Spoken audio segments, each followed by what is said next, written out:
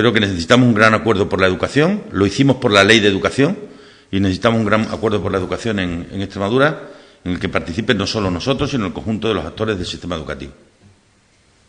Para lo cual probablemente hay que hacer o someternos a una auditoría del funcionamiento de la educación, una auditoría funcional, lógicamente, ¿no?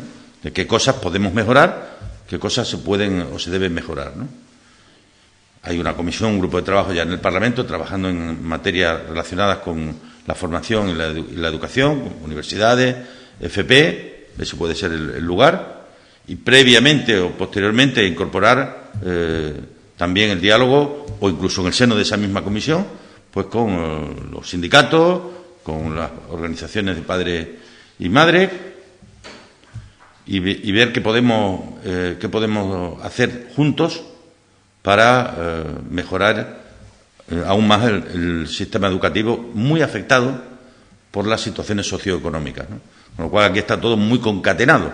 Tenemos que tomar, por tanto, conciencia de que cuando en un sitio estamos prescindiendo del transporte escolar posobligatorio, lo estamos haciendo en una región en la que la gente está dejando de poder pagar la luz y el agua, no en cualquier región. Eso es lo que parece que algunas veces no nos damos cuenta o no somos capaces de entender.